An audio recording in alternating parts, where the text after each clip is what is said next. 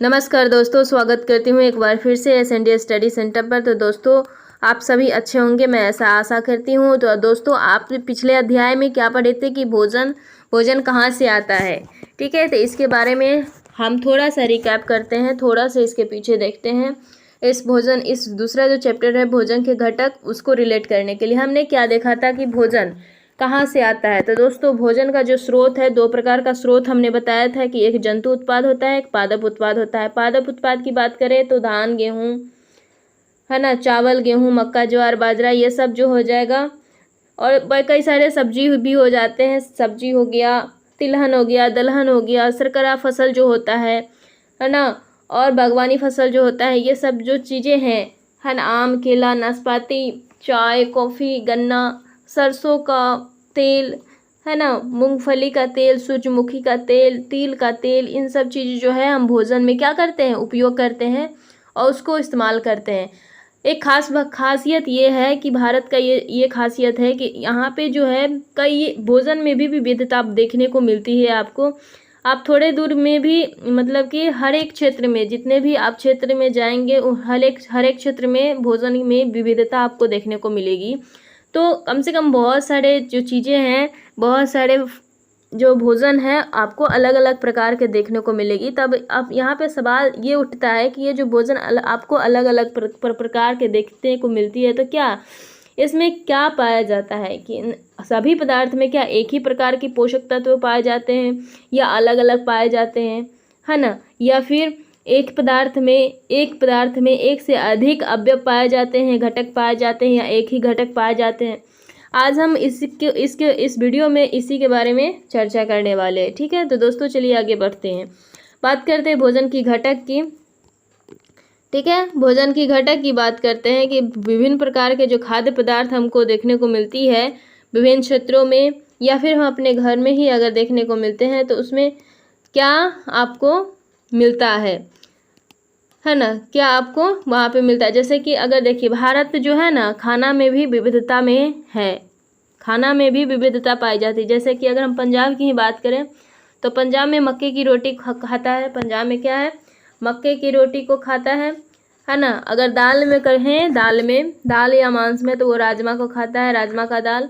अगर सब्जी में बात करें तो सरसों के साग को खाता है, और अगर अन्य व्यंजन तो दही और घी भी खाता है। ठीक है, तो इस प्रकार से जो है ये पंजाब का एक भोजन हो गया, मुख्य भोजन हो गया। आंध्र प्रदेश के अगर भोजन की बात करें तो वो चावल को खाता है ना। अन्न का व्यंजन जो है चावल है, और दाल और मांस का जो व्यंजन है, दाल की जो व्यंजन है, अरहर की दाल खाता है। किसका, अरहर का दाल और रसम का, चारू जिसको बोलते हैं। ठीक है, अगर सब्जी की बात करें, कुंदरू होता है, कुंदरू का सब्जी खाते हैं आंध्र प्रदेश के लोग। अन्य व्यंजन की बात करें तो मट्ठा, घी और अचार को भी अपने भोजन में इस्तेमाल करते हैं। ठीक है, उसी प्रकार अगर बिहार की बात करें तो बिहार में जो रोटी चावल है, यही चीज़ें हैं जो मुख्य हैं, और कई सारे जो सब्जियां हैं उसको यूज करते हैं अपने भोजन में। ठीक है, तो ये जो अलग अलग प्रकार के जो आपको भोजन देखने को मिलता है, तो क्या इसका जो है, इस सभी व्यंजन में जो है पोषक तत्व है, जो खाद्य पदार्थ है, वो कितने प्रकार के होते हैं, माने कि कई सारे होते हैं, वो अलग अलग प्रकार के होते हैं। वो कौन कौन से हैं, ठीक है, मुख्य जो अवयव पाए जाते हैं, मुख्य जो घटक पाए जाते हैं, वो कौन कौन से हैं। ठीक है दोस्तों, अब हम बात करते हैं कि व्यंजन जो है, व्यंजन कितने संघटक से मिलके बना हुआ होता है। तो जैसे पिछले वीडियो में ही हम आपको बताए थे कि व्यंजन जो है वो दो से अधिक पदार्थों से मिलके, माने दो से अधिक कच्ची सामग्रियों से मिलके बनी होती है। अगर जैसे कि हम बताए थे कि खीर की बात करें तो खीर को बनाने के लिए हमें चावल की ज़रूरत पड़ेगी, चीनी की ज़रूरत पड़ेगी, और दूध की ज़रूरत पड़ेगी, तभी हमारा खीर बन सकता है। तो ये जो चावल, दूध और चीनी जो है, ये क्या है, कच्ची सामग्री है। तो ये जो कच्ची सामग्री है ना, ये जो कच्ची सामग्री आपको देखने को मिलती है, जो कच्ची सामग्री संगठन जो है, ये क्या है ना, इस कच्ची सामग्री में हमारे शरीर के लिए कुछ आवश्यक घटक होते हैं। इन सभी कच्ची सामग्री में जो है क्या होता है, एक आवश्यक घटक होता है, एक घटक होता है जो हमारे शरीर को क्या है, आवश्यक है। और इन्हीं घटक को हम क्या बोलते हैं, पोषक बोलते हैं। ये जो घटक है जो हमारे शरीर की आवश्यकता है, इन्हीं घटक को हम क्या बोलते हैं, पोषक बोलते हैं। और हमारे भोजन में जो मुख्य पोषक पाए जाते हैं कौन कौन है? कार्बोहाइड्रेट है, प्रोटीन, वसा, विटामिन और खनिज लवण है। साथ साथ आपको जल भी देखने को मिलेगा और रुक्षांश भी देखने को मिलेगा। ठीक है, इसके अतिरिक्त माने कि हमारे भोजन में जो है रुक्षांश भी है और जल भी क्या है? शामिल है। ये जो है हमारे शरीर की क्या है? आवश्यकता है। ये हमारे शरीर को आवश्यकता है क्या? कार्बोहाइड्रेट, प्रोटीन, वसा, विटामिन है ना, खनिज लवण, जल, रुक्षांश, ये जो चीज़ें हैं जो हमारे भोजन के मुख्य पोषक तत्व है, मुख्य पोषक है। ठीक है, अगर इन पोषक तत्वों में अगर किसी भी चीज़ों की कमी हो जाएगी तो क्या हो जाएगी? हमारे शरीर में कहीं ना कहीं वो कमी दिखने को मिल जाती है। ठीक है, पोषक जो है भोजन में जो वो घटक है जिसकी जो आवश्यकता हमारे शरीर को है, वो किसके लिए? शारीरिक वृद्धि करने के लिए, जनन के लिए, स्वस्थ जीवन रखने के लिए इन सब पोषक तत्व की क्या है? आवश्यकता है। ठीक है,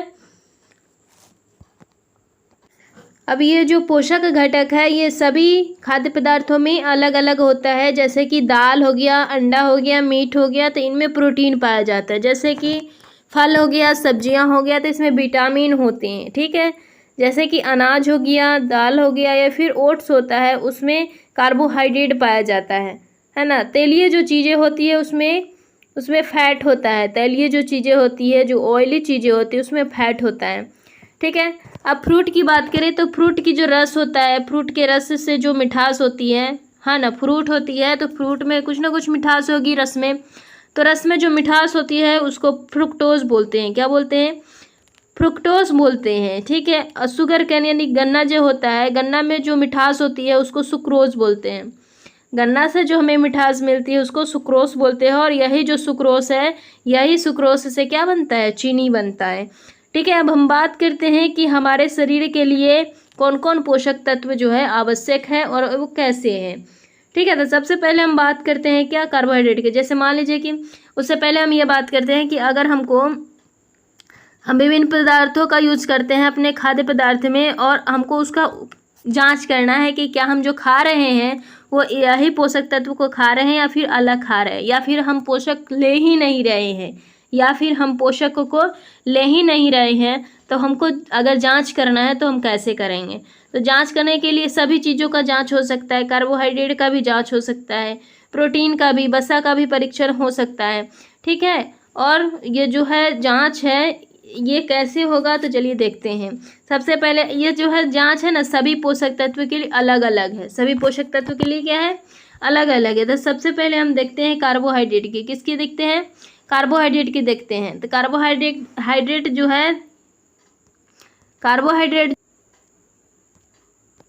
अब यहाँ कार्बोहाइड्रेट की बात करें तो कार्बोहाइड्रेट जो है जीवित कोशिकाएं रक्त से ग्लूकोज का क्या करती हैं? अवशोषित करती हैं ग्लूकोज का। ठीक है, ग्लूकोज के अत्यधिक का यकृत एवं मांसपेशियों में जो है ग्लाइकोजन के रूप में संचय करके ग्लाइकोसिस कहलाता है। ठीक है, अगर हम बात करें इसकी स्रोत की है ना, तो इसका स्रोत है आलू हो जाएगा, अनाज हो जाएगा, अनाज में जो चावल, गेहूँ, मक्का हो गया, फल में केला, आम, शर्करा होता है, शहद, गन्ना, चुकंदर, रोटी, दूध, इन सब चीज़ों में जो है कार्बोहाइड्रेट पाया जाता है। हमारे भोजन में जो है ऊर्जा के रूप में ये मुख्य रूप माना जाता है ऊर्जा का। ठीक है, और ऊर्जा का जो मुख्य स्रोत है वो कार्बोहाइड्रेट ही है हमारे भोजन में। और ये लगभग 60 से 80% है ना, कितना? लगभग 60 से 80% जो है वो क्या करता है? कार्बोहाइड्रेट से आती है। हमारे शरीर को जो ऊर्जा मिलती है लगभग 60 से 80% ऊर्जा कहाँ से मिलती है? कार्बोहाइड्रेट से मिलती है। ठीक है, अब हम बात करते हैं कार्बोहाइड्रेट की जो आवश्यकता है सभी आयु के वर्ग के जो व्यक्ति है उन सब के लिए अलग अलग होता है। जैसे कि एक अगर वयस्क व्यक्ति है ना, एक अगर वयस्क है व्यक्ति तो उनको प्रतिदिन 500 ग्राम कार्बोहाइड्रेट की आवश्यकता होगी। लेकिन वहीं पे अगर बढ़ता हुआ बच्चा है ना, वहीं पे अगर बढ़ता हुआ बच्चा है या फिर खिलाड़ी है तो उसको अधिक मात्रा में कार्बोहाइड्रेट की आवश्यकता होगी। ठीक है, अगर हम 1 ग्राम कार्बोहाइड्रेट की बात करें तो 1 ग्राम कार्बोहाइड्रेट में 17 किलो जूल ऊर्जा होता है। 1 ग्राम यहाँ पे लिख देते हैं। 1 ग्राम कार्बोहाइड्रेट की बात करें तो वहाँ पे क्या होता है ना, 17 जूल ऊर्जा मिलता है, 17 जूल ऊर्जा मिलता है हमें, या 17 जूल ना कहें तो 4 किलो कैलोरी, 17 जूल बराबर ही 4 किलो कैलोरी। ठीक है, ये जो है हमें ऊर्जा प्राप्त होता है। ठीक है, अब हम बात करते हैं इसके परीक्षण की। तो परीक्षण हम इसका कैसे करेंगे, तो इसका जो परीक्षण है, इसमें जो उपस्थित स्टार्च होता है, मंड होता है, उसका करते हैं। ठीक है, स्टार्च का हम इसका परीक्षण करते हैं। क्या करते हैं, सबसे पहले परीक्षण यहाँ पे मंड का परीक्षण यानी कि स्टार्च का परीक्षण हो रहा है। तो ठीक है, परीक्षण के लिए खाद्य पदार्थ या कच्ची सामग्री का थोड़ी सी मात्रा लेते हैं और उसमें तनु आयोडीन विलयन को क्या करते हैं, 2-3 मिला देते हैं। तनु जो आयोडीन विलयन होता है उसको 2-3 बूंद उस खाद्य पदार्थ में, उस कच्ची सामग्री में मिला देते हैं। जैसे ही उसका रंग परिवर्तन होने लगता है, खाद्य पदार्थ का जो रंग है, रंग में जो कोई परिवर्तन आपको देखने को मिलता है और वह जो है नीला या काला हो जाता है, उसका जो रंग होता है नीला या काला होने लगता है। और ये जो नीला और काला रंग है ये दर्शाता है कि जो हमारे भोजन में वो मंड क्या है, उपस्थित है, स्टार्च जो है उपस्थित है। जैसे ही पता चलेगा कि स्टार्च जो है उपस्थित है, तो आपको पता चल जाएगा कि इसमें कार्बोहाइड्रेट है या नहीं। ठीक है, तो इसका ये परीक्षण हो जाएगा। जैसे ही मंड उपस्थित होगा, इसका मतलब उसमें कार्बोहाइड्रेट उपस्थित है। और उसका जो पहचान है क्या हुआ, उसका जो पहचान है रंग में परिवर्तन होना। उसकी जो पहचान क्या है, रंग में परिवर्तन होना। कच्ची सामग्री जो है नीले रंग या काले रंग में परिवर्तन हो जाएगा, तो ये उसकी पहचान है। ठीक है, अब हम बात करते हैं प्रोटीन की बारे में।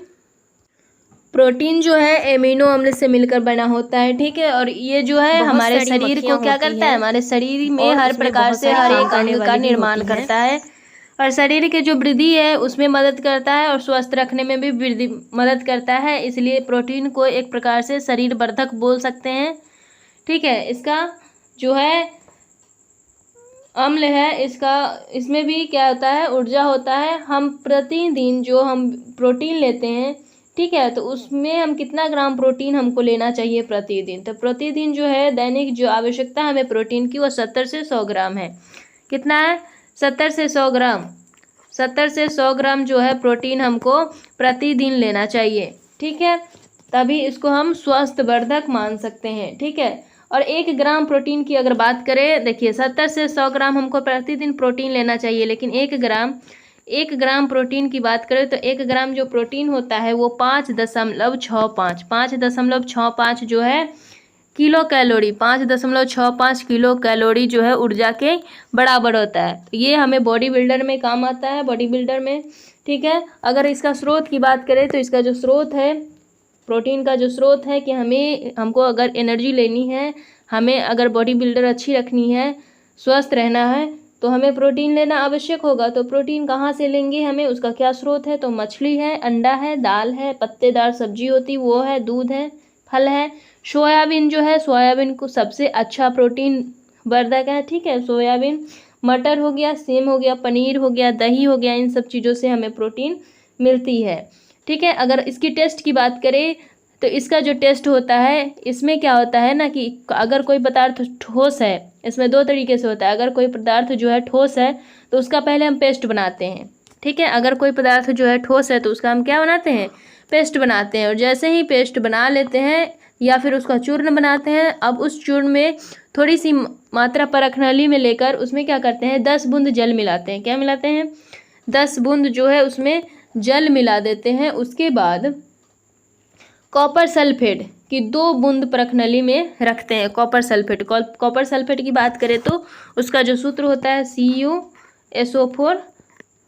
CuSO4 कॉपर सल्फेट है ना। पहले हमने क्या मिलाया, 10 बूंद जल मिलाया, 10 बूंद जल मिलाया। उसके बाद हमने क्या मिलाया, कॉपर सल्फेट मिलाया।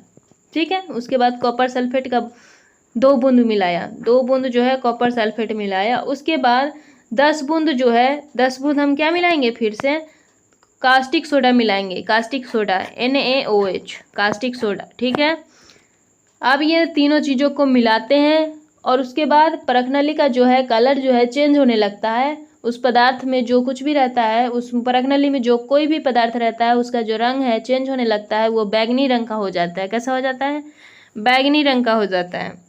ठीक है, जैसे ही वो बैगनी रंग का हो जाएगा तो हमें पता चल जाएगा इसमें क्या है, प्रोटीन की मात्रा है। जैसे ही क्या हो जाएगा, बैगनी रंग का हो जाएगा, बैगनी रंग का होने लगेगा तो वो हमें दर्शाता है किसकी, प्रोटीन की उपस्थिति को दर्शाता है। ठीक है, अब हम बात करते हैं वसा की। तो वसा जो है एक प्रकार से ये ऑयली चीज़ों में पाया जाता है। ठीक है, और ये जो है कार्बोहाइड्रेट से भी ज़्यादा एनर्जेटिक होता है। वसा जो है कार्बोहाइड्रेट से भी क्या होता है, ज़्यादा एनर्जेटिक होता है ना। इसका जो है, इसका भी परीक्षण किया जाता है। ठीक है, और इसका जो स्रोत होता है, अगर इसका हम स्रोत की बात करें, वसा की स्रोत की बात करें, तो वसा का जो स्रोत है बादाम है, मक्खन होता है। ठीक है, पनीर हो गया, अंडा हो गया, मांस हो गया, सोयाबीन हो गया, वनस्पति तेल जो होता है, इन सब चीज़ों में वसा जो है अधिक मात्रा में पाया जाता है। अगर वसीय चीज़ों की वसीय अम्लों की जो उपस्थिति की बात करें तो ये दो प्रकार से उपस्थित होते हैं इसमें, है ना। इसमें लिपिड होते हैं, लिपिड के अनुसार इसमें उपस्थित होते हैं, इसमें लिपिड होते हैं, वसा में जो है लिपिड होते हैं। ठीक है, मक्खन और घी जो है ये जो है बहुत मात्रा में इसमें वसा पाया जाता है, मक्खन और घी में। ठीक है, इसका टेस्ट की बात करें, अगर हमको वसा का टेस्ट करना है कि फैट है या नहीं है, तो वसा का टेस्ट करने के लिए हम क्या करते हैं, कोई पेपर लेते हैं, कोई पेपर में हम फैट से बनी हुई चीज़ों को रखते हैं। ठीक है, कोई खाद्य पदार्थ को रखते हैं, एक कागज़ में लपेटते हैं। अगर उस कागज़ में तेल जैसा धब्बा लग जाता है तो हमें प्रेजेंट होता है कि इसमें क्या है, उसमें हमें ये दर्शाता है कि इसमें फैट जो है प्रेजेंट है, फैट जो है उपस्थित है। इसका टेस्ट है सिंपल सा, कि आप कोई पेपर ले लीजिए और पेपर में उस जो खाद्य पदार्थ है, जो सामग्री है, उसको लपेट के थोड़ी देर रखिए, उसमें ऑयली उसमें धब्बा धब्बा सा रह जाएगा, तो आपको ये पता चल जाएगा कि उसमें क्या है, वसा उपस्थित है। ठीक है, अब बात करते हैं कि विभिन्न पोषक जो है हमारे शरीर के लिए क्या क्या करते हैं। तो जैसा कि हम आपको बता दें कि जो पोषक है हमारे शरीर के लिए, जैसे कि कार्बोहाइड्रेट है, तो कार्बोहाइड्रेट हमें क्या, ऊर्जा देती है। वसा भी हमें ऊर्जा देती है, लेकिन कार्बोहाइड्रेट की अपेक्षा जो है वसा हमें ज़्यादा मात्रा में ऊर्जा देती है। ठीक है, जैसा कि यहाँ पे दिया हुआ है कि कार्बोहाइड्रेट की तुलना में वसा की जो है समान मात्रा में हमें अधिक ऊर्जा प्राप्त होती है। ठीक है, वसा जो है, वसा और कार्बोहाइड्रोजन है ना, कार्बोहाइड्रो युक्त जो है भोजन है वो ऊर्जा देने वाला भोजन है। ठीक है, कार्बोहाइड्रेट है, उसकी स्रोत की बात करें तो स्रोत हम पहले ही आपको बता दिए हैं। मक्का है, आम है, तरबूज है, पपीता है, गन्ना है, आलू है, शकरकंद है, गेहूं है, चावल है और बाजरा है। ये सब जो चीज़ें आपको देखने को मिल रही है, ये कार्बोहाइड्रेट का क्या है, स्रोत है। अगर वहीं पे हम वसा की बात करें तो वसा जो है दो चीज़ों से प्राप्त होता है, एक तो पादप से भी प्राप्त होने वाली चीज़ें हैं और एक जंतु से भी प्राप्त होने वाली चीज़ें हैं। पादप से जो प्राप्त होने वाली चीज़ें हैं वो देखिए, तिल हो गया, गिरी हो गया, गिरी जिसको पिस्ता बादाम बोलते हैं वो हो गया, मूंगफली हो गया, नारियल का तेल, सोयाबीन का तेल, सरसों का तेल, सूरजमुखी का तेल, ये सब जो है फैटी चीज़ें हैं जो पादप से प्राप्त होती है। अगर वहीं पे हम बात करें जंतु से प्राप्त होने वाली चीज़ें, तो अंडा हो गया, मक्खन हो गया, दूध हो गया, है ना, घी हो गया, मांस हो गया, मछली हो गया, इन सब चीज़ों में फैट पाया जाता है जो ये जंतु से प्राप्त होते हैं। ठीक है, अब हम वहीं पे अगर बात करें प्रोटीन की, तो प्रोटीन देखिए हमें कहाँ कहाँ से मिलती है। प्रोटीन क्या है, स्वास्थ्य वर्धक है, शरीर वर्धक उसको बोलते हैं, मतलब कि हाँ, शरीर वर्धक उसको बोलते हैं, यानी शरीर की वृद्धि होती है प्रोटीन से और वो स्वस्थ रखता है, इसलिए उसको शरीर वर्धक बोलते हैं। ठीक है, तो ये भी दो चीज़ों से प्राप्त होती है, पादप स्रोत से, और पादप स्रोत है और जंतु स्रोत है, मतलब प्रोटीन का भी दो स्रोत है। अगर पादप स्रोत की बात करें तो सोयाबीन में सबसे अधिक मात्रा में प्रोटीन आपको देखने को मिलेगा। राजमा है, तुअर का दाल है, मूंग है ना, चना है, मटर है, इन सब चीज़ें जो है पादप उत्पाद है जो ये हमें प्रोटीन देता है। ठीक है, अगर वहीं पे जंतु की बात करें तो जंतु में देखिए आप दूध है, अंडा है, पनीर है, मछली है, मांस है, इन सब चीज़ों में हमें प्रोटीन देखने को मिलता है। ठीक है, तो इतना चीज़ आपको समझ में आ गया। प्रोटीन जो है आवश्यक शरीर की जो है वृद्धि और स्वास्थ्य रखने में क्या करता है, हमें मदद करता है। प्रोटीन युक्त भोजन जो है शरीर वर्धक भोजन कहलाता है, ये हम आपको पहले ही बता दिए हैं। अब बात करते हैं विटामिन की। तो विटामिन हमें क्या करता है, रोगों से हमारे शरीर की रक्षा करता है। हमारे शरीर की क्या करता है, रोगों से रक्षा करता है। कौन, विटामिन। और कई प्रकार की विटामिन आपको देखने को मिलेगा, जैसे विटामिन ए हो गया, vitamin B, vitamin C, vitamin D, vitamin E, vitamin K, इन ये सब चीज़ें जो है ये विटामिन में आ जाएगा। अब विटामिन हमें क्या करता है, विटामिन हमारे आँख, अस्थि, दांत और मसूड़ जो है इसको स्वस्थ रखने में सहायता करता है। अलग अलग प्रकार के विटामिन होता है, ठीक है। और एक समूह होता है विटामिन का जिसको हम बी कॉम्प्लेक्स बोलते हैं, ठीक है। हमारे शरीर के सभी प्रकार के जो विटामिन होते हैं उसकी बहुत अल्प मात्रा में आवश्यकता होती है, बहुत कम ही मात्रा में हमारे शरीर की आवश्यकता है, ठीक है। विटामिन ए जो है, विटामिन ए क्या करता है, विटामिन ए जो है हमारे शरीर की त्वचा है और आँख है उसको स्वस्थ रखता है। विटामिन ए क्या करता है, अगर विटामिन ए की कमी हो जाएगी हमारे शरीर में तो हमारी त्वचा और हमारी आंखों से जुड़ी हुई कोई भी प्रॉब्लम है वो शुरू हो सकता है।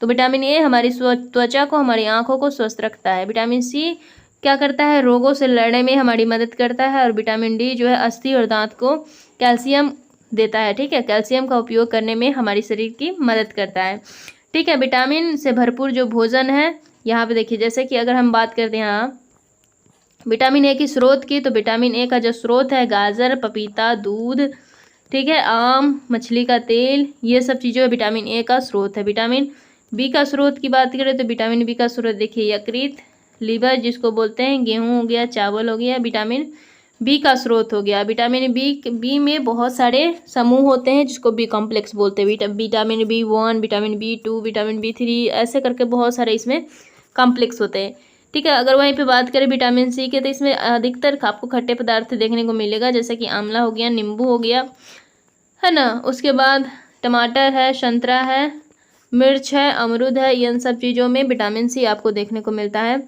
ठीक है। विटामिन डी की बात करें तो सबसे पहले इसमें सूर्य का रोशनी होता है ना। सूर्य का रोशनी आपको सबसे अधिक मात्रा में विटामिन डी उपलब्ध कराएगा। उसके बाद अंडा है, मछली है, मक्खन है, दूध है, लीवर है, ठीक है। इन सब चीज़ों में आपको विटामिन डी देखने को मिलता है, ठीक है। तो इन सब चीज़ों को आप देख लिए कि कौन क्या करता है हमारे शरीर के लिए, ठीक है। अब अगर हम बात करते हैं हमारे शरीर को खनिज लवण जो होता है, खनिज लवण के भी आवश्यकता होती है हमारे शरीर को, भी बहुत अल्प मात्रा में, ठीक है। और ये क्यों आवश्यकता होती है, क्योंकि यह जो है हमारे शरीर को उचित विकास दे, अच्छे स्वास्थ्य दे, इसीलिए हमें खनिज लवण की आवश्यकता होती है। जैसे कुछ खनिज लवण की बात करें तो यहाँ पे आप देख रहे हैं, है ना। पालक हो गया, आयोडीन से जो युक्त होता है, पालक हो गया, अदरक हो गया, है ना। ये आयोडीन के कुछ स्रोत हैं।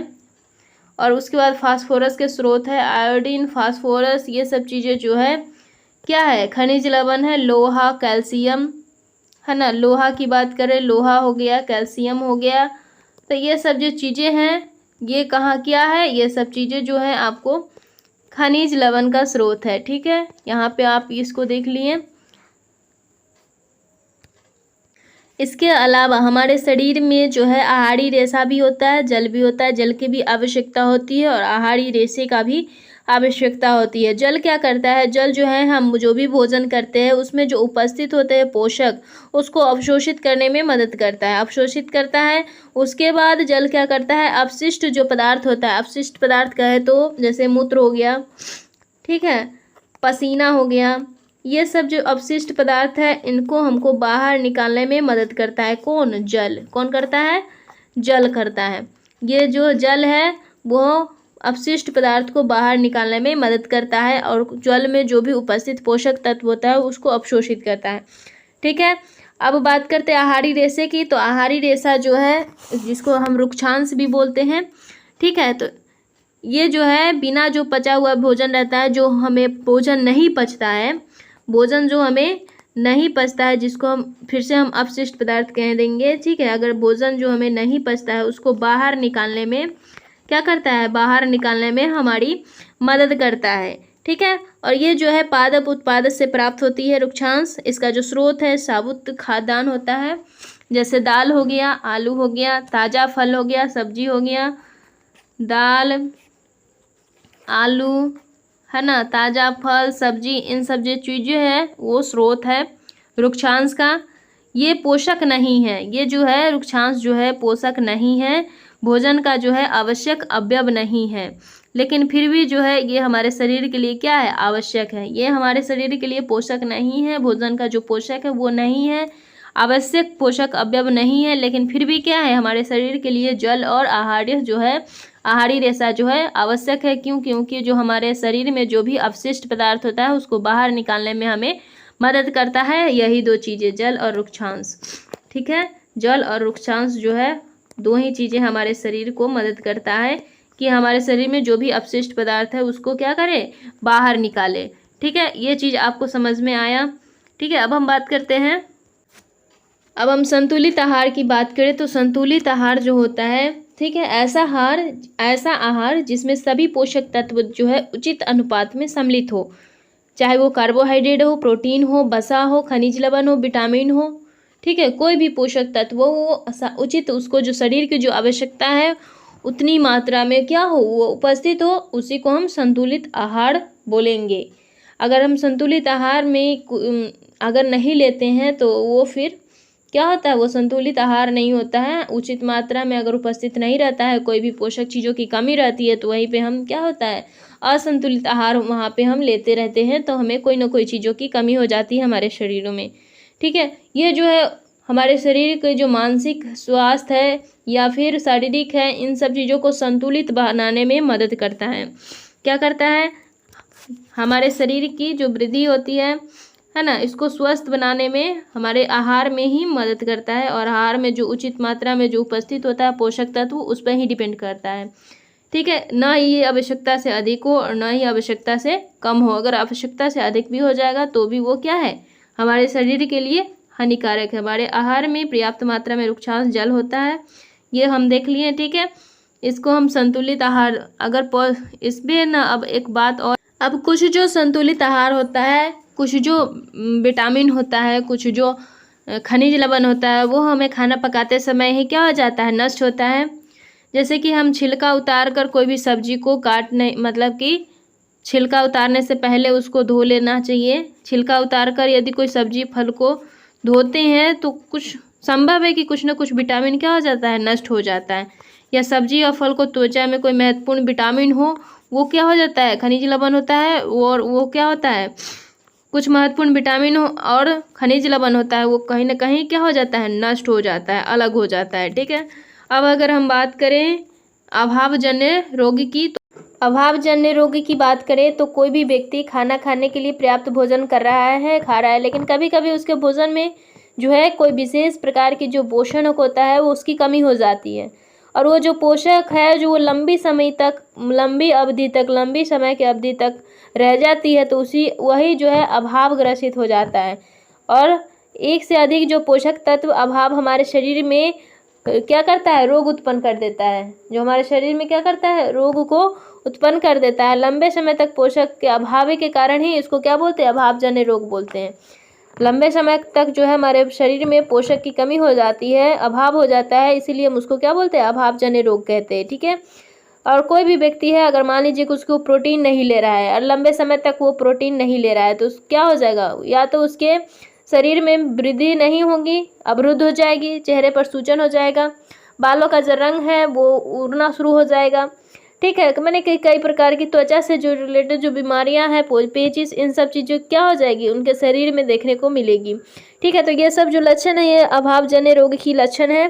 ठीक है, तो इसका अगर ये जो है लंबे समय तक अवरुद्ध नहीं रहता, अगर मान लीजिए कि कोई प्रोटीन और कार्बोहाइड्रेट दोनों ही जो है कोई व्यक्ति जो है आहार में लंबे समय तक वो नहीं ले रहा है, प्रोटीन भी नहीं ले रहा है और कार्बोहाइड्रेट भी नहीं ले रहा है, तो क्या होगा, उसको जो है वृद्धि पूरी तरह से अवरुद्ध हो जाएगी। उसकी जो वृद्धि है शरीर की पूरी तरह से अवरुद्ध हो जाएगी, वो दुबला पतला, बहुत ही दुबला पतला रहेगा।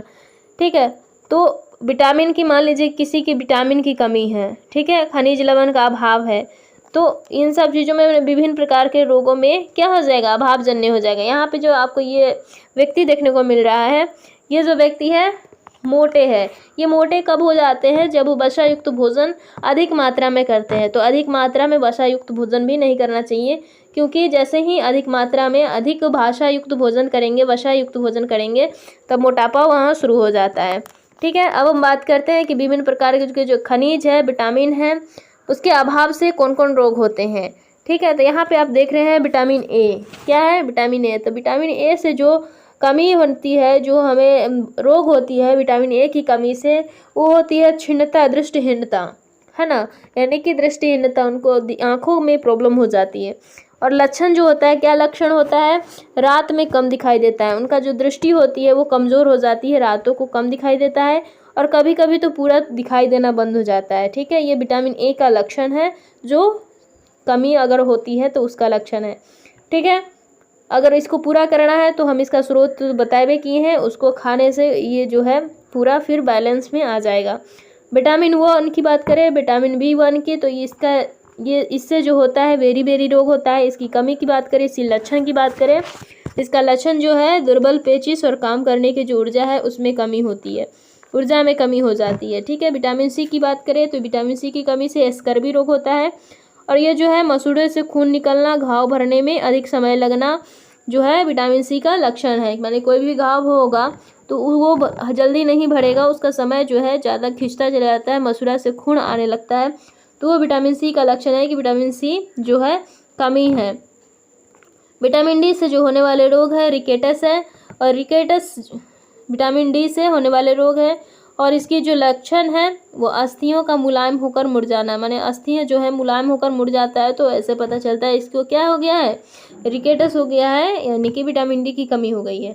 ठीक है, अगर कैल्शियम की बात करें तो कैल्शियम से कमी होने के कारण क्या होता है, अस्थियाँ जो है दंतक्षय हो जाता है, यानी कि कमज़ोर अस्थि हो जाती है और कमज़ोर दंतक्षय हो जाता है। आयोडीन की कमी से घेंगा रोग होता है, ग्वाइटर जिसको बोलते हैं, ये गर्दन में होता है, गर्दन की जो ग्रंथि होती है वो फूल जाता है।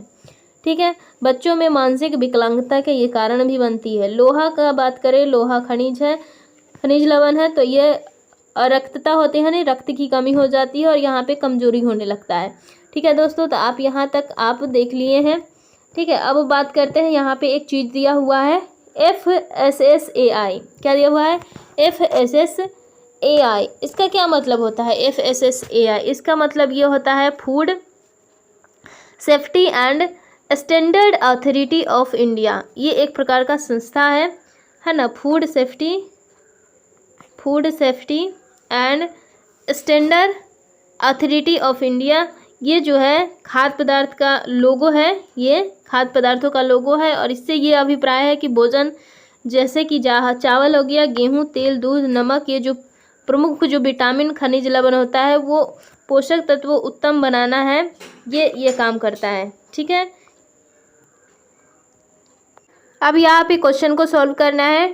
ठीक है, क्वेश्चन है आपका पहला नंबर कि हमारे भोजन के मुख्य पोषक तत्वों का नाम लिखना है। तो हमारे भोजन में मुख्य पोषक तत्व कौन कौन थे? तो मुख्य जो पोषक तत्व है वो था कार्बोहाइड्रेट। क्या था?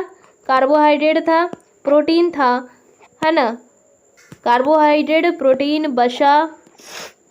वसा। ठीक है, कार्बोहाइड्रेट हो गया, प्रोटीन हो गया, वसा हो गया, और खनिज लवण हो गया, विटामिन हो गया। तो ये जो चीज़ें हैं, कार्बोहाइड्रेट, प्रोटीन, वसा, विटामिन और खनिज लवण, ये जो है हमारे भोजन में मुख्य पोषक तत्व हो जाएंगे। ठीक है, अब है कि इसमें नाम लिखना है। दूसरा नंबर क्वेश्चन है आपका कि पोषक जो मुख्य रूप से हमारे शरीर को ऊर्जा देता है, तो ऊर्जा देने वाला पोषक कौन है? तो कार्बोहाइड्रेट है और वसा है। कार्बोहाइड्रेट है और वसा है, ये दो जो पोषक है ये हमारे शरीर को ऊर्जा देता है। तो आपका ये आंसर हो जाएगा। आपका ख है क्वेश्चन कि पोषक जो हमारे शरीर की वृद्धि और अनुरक्षण के लिए आवश्यक है, तो ये कौन करता है? तो ये प्रोटीन करता है। कौन करता है? प्रोटीन करता है ये। ठीक है, तो ये इसका आंसर प्रोटीन हो जाएगा।